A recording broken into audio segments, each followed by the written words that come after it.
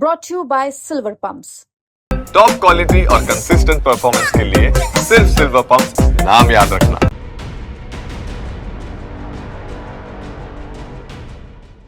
नमस्कार, स्वागत है आपका हमारे खास शो हरियाणा क्राइम स्टोरी में और मैं हूं आपके साथ राहुल यादव। क्राइम स्टोरी में आज आपको बताएंगे कि कैसे एक शख्स ने अमेरिका में बैठकर अपने चचेरे भाई की हत्या करवाई और कैसे शक की वजह से नरवाना में एक पति ने अपनी पत्नी की जान ले ली। तो चलिए शुरू करते हैं पानीपत जिले के मांडी गांव में हुई 18 वर्षीय आर्यन की मर्डर मिस्ट्री से। 26 मार्च को निशु नाम का एक लड़का आर्यन को घर से बुलाकर खेत में ले जाता है, जहां युकेश, प्रदीप और निखिल पहले से मौजूद थे। जैसे ही आर्यन खेत में पहुंचता है तो उस पर ताबड़तोड़ चाकुओं से हमला किया जाता है। हत्यारे कितने बेरहम थे इसका अंदाजा आप इस बात से लगा सकते हैं कि आर्यन के शरीर पर चाकू मारने के 80 से ज्यादा निशान हैं। पुलिस ने डेड बॉडी को कब्जे में लेकर जब इस केस की जांच शुरू की तो सामने आया कि आर्यन की हत्या अमेरिका में बैठे उसके सगे ताऊ के लड़के साहिल ने कराई है। साहिल डंकी रूट से अमेरिका गया था। उसे पारिवारिक प्रॉपर्टी हथियाने के चक्कर में सुपारी देकर यह हत्या करवाई और जब ये हत्या आरोपी पकड़े गए तो खुलासा हुआ कि साहिल सिर्फ आर्यन की हत्या तक रुकने वाला नहीं था, बल्कि उसका प्लान आर्यन की मां और उसके भाई सहित पूरे परिवार को खत्म करने का था, ताकि परिवार की सारी जायदाद उसके पास आ सके। लेकिन पानीपत पुलिस ने आर्यन के हत्यारों को पकड़कर साहिल के इन खतरनाक मंसूबों पर पानी फेर दिया। आर्यन हत्याकांड में जो 4 लोग शामिल हैं उसमें घर से बुलाकर ले जाने वाला निशु, हत्या करने वाला निखिल, ये दोनों नाबालिग हैं। तो वहीं युकेश 12वीं फेल है और प्रदीप सोनीपत का रहने वाला है, जिसके खिलाफ चोरी का एक मुकदमा पहले से चल रहा है।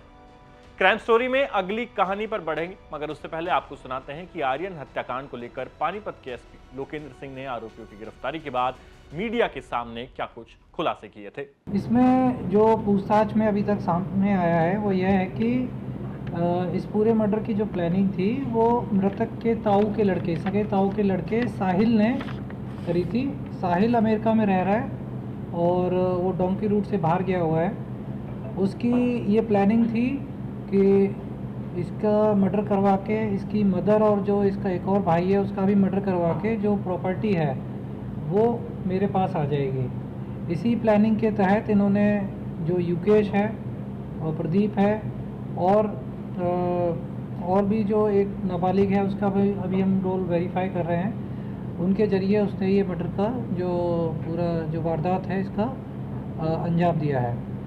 और इनसे अभी पूछताछ, इनको पेश करके अभी हम पूछताछ करेंगे। और अभी प्रारंभिक पूछताछ में यह भी सामने आया, इसकी प्लानिंग थी कि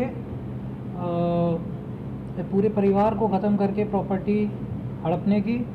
जो युकेश है उसके खिलाफ एक रोहतक में भी चोरी का मुकदमा दर्ज है जिसमें वो एब्सकॉन्डिंग था। और इसकी प्लानिंग थी कि जो उसमें जो मुद्दई है मोहित पुत्र राममेयर, जिसने मुकदमा दर्ज कराया था, कि उसका भी वो मर्डर करेगा। तो कई जगह मतलब इनका ये प्लान था कि गैंग सा क्रिएट करके और इसको कोऑर्डिनेट साहिल कर रहा था और इन लोगों को मर्डर करके फिर ये बाकी लोगों को वही फिरौती का धंधा शुरू करके पैसे वसूलने टाइप का गैंग बनाने की इनकी पूरी प्लानिंग थी। क्राइम स्टोरी में दूसरी कहानी है जींद के नरवाना की, जहां सूरज नाम के एक शख्स ने शक की वजह से उसकी पत्नी नेहा की हत्या कर दी। उसे शक था कि उसकी पत्नी का किसी के साथ चक्कर चल रहा है। नेहा एक स्कूल में खाना बनाने का काम करती थी। उसके पति को शक था कि इसी स्कूल में काम करने वाले सूरज या सोनू में से किसी एक के साथ उसकी पत्नी के अवैध संबंध हैं। सूरज इतना शक्की था कि जब नेहा अपने भाई से भी फोन पर बात करती तो वो उसे मारता था। कुछ दिन पहले ही नेहा उसे छोड़कर अपने मायके चली गई थी, लेकिन सूरज ने अपने ससुरालियों को फोन किया, गुहार लगाई कि वापस भेज दो, और नेहा फिर वापस आ गई। उसके ससुराल वालों ने सोचा कि वो अब सुधर गया है तो बेटी के साथ मारपीट नहीं करेगा, इसलिए उन्होंने अपनी बेटी को वापस उसके पति के पास भेज दिया। लेकिन सूरज के दिमाग में कुछ और चल रहा था। बीते शुक्रवार की रात करीब 12 बजे उसने अपनी पत्नी नेहा की हत्या कर दी। जिस वक्त सूरज अपनी बीवी का कत्ल कर रहा था उस वक्त उसके 4 बच्चे भी वहां पर मौजूद थे, लेकिन बेरहम पिता ने इन बच्चों की परवाह किए बगैर उनकी मां को मौत के घाट उतार दिया। सूरज ने चटनी बनाने वाले पत्थर से नेहा के सिर पर वार किए, जिससे उसकी मौके पर ही मौत हो गई। बीवी को मारने के बाद सूरज फरार हो गया, लेकिन वो घर की दीवार पर 2 लोगों के नाम लिख कर गया। ये नाम थे नेहा के साथ स्कूल में काम करने वाले सूरज और सोनू के। घर की दीवार पर लिखा था कि अब सोनू और सूरज की बारी है। यानी नेहा का पति अब इन दोनों की हत्या करने वाला था। फिलहाल जींद पुलिस ने नेहा के पति की गिरफ्तारी के लिए स्पेशल टीम का गठन किया है और इस पूरे मामले की जांच सीआईए को सौंपी गई है। नरवाना पुलिस की कोशिश है कि जिन 2 लोगों को मारने की बात नेहा का पति अपने घर की दीवार पर लिख कर गया है, उससे पहले किसी भी तरीके से उसे गिरफ्तार किया जाए ताकि और कत्लेआम इस केस में ना हो। आगे बढ़ने से पहले अब आप नेहा हत्याकांड में पुलिस को शिकायत देने वाली उसकी बहन रिंकी को सुनिए। मेरा नाम रिंकी है और मेरी बहन का नाम नेहा है और उनके पति का नाम, जो मुन्ना में उनकी शादी हुई थी तो उनके पति का नाम सूरज है। तो मैं ये चाहती हूँ कि सूरज को पकड़ा जाए जल्दी। और उनके सूरज के 3 बच्चे हैं, उनकी सबसे ज़्यादा शक करने की बीमारी थी, वो ज़्यादा शक करता था और उन्होंने अपनी पत्नी को मार के भाग गया।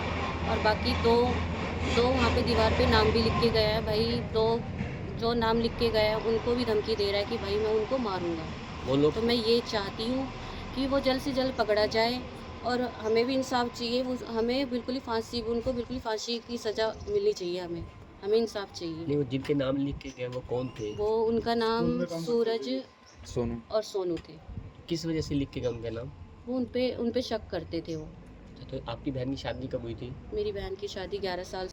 तो ये थी आज की हरियाणा क्राइम स्टोरी, जिसमें हमने आपको 2 अलग अलग घटनाओं के बारे में बताया। पहली घटना पानीपत की है, जहां एक ताऊ के बेटे ने ही अपने चचेरे भाई की हत्या करवा दी, वो भी अमेरिका में बैठकर। उसने सुपारी दी और फिर यहां पर हत्या करवाई। और इस हत्या के पीछे प्रॉपर्टी का विवाद था, यानी कि जो ताऊ का बेटा है वो सारी प्रॉपर्टी हथियाना चाहता है, इसलिए उसने सुपारी दी और अपने चचेरे भाई, जो कि महज 18 साल का था, उसका कत्ल करा दिया। और दूसरी कहानी हमने नरवाना की बताई, जहां पर एक शक्की पति ने अपनी बीवी का ही कत्ल कर दिया और उसको ये डाउट था अपनी बीवी पर कि उसका अफेयर चल रहा है। इसी तरह की क्राइम स्टोरीज हम आपको रोज बताते रहेंगे। शाम 6 बजे आपसे मुलाकात होती है और आप प्रदेश में जो भी क्राइम से जुड़ी बड़ी अपडेट्स हैं वो शाम 6 बजे हरियाणा तक पर देख सकते हैं। आपको हमारा एक खास क्राइम शो पसंद आया है तो हमारी वीडियोस को शेयर करिए, साथ ही हमारे चैनल को सब्सक्राइब कर लीजिए ताकि तमाम अपडेट्स लगातार आप तक पहुंचती रहे। जल्द मिलेंगे आपसे एक नई क्राइम स्टोरी के साथ, तब तक मुझे दीजिए इजाजत। धन्यवाद।